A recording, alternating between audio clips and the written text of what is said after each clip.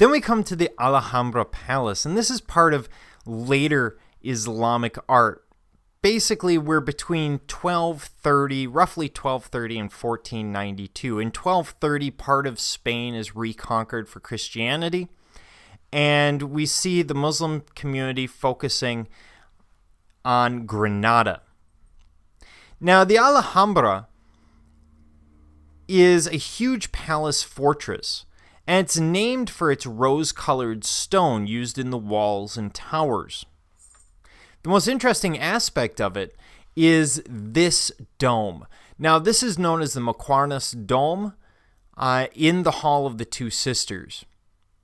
And it's a really unusual dome. As you look at it now, it looks for all the world like it might be a beehive or something out of the Alien movies, or who knows. It's really unusual. And from this perspective, because we have a lot of things working together, it becomes very tricky. But it's actually heavily patterned, and it's entirely done in three-dimensional Maquarnas tiles. This is what I'm talking about. In the right-hand side, you can see those Maquarna tiles as they're being laid out. And the larger image on the left gives you an idea of how this dome is laid out. It's basically a repeating pattern, like a fractal, that as you get closer and closer continues to repeat and repeat and repeat. But it makes for an incredibly complex form because these tiles are three-dimensional. It's hard enough to get straight lines and get everything to work when we have two-dimensional tiles and a bathroom shower. Imagine trying to get three-dimensional tiles, which are all going to shrink a little bit differently in firing, and you're going to get them all to line up so that we get this. And as you look in the middle, you can see that sort of fractal pattern formed.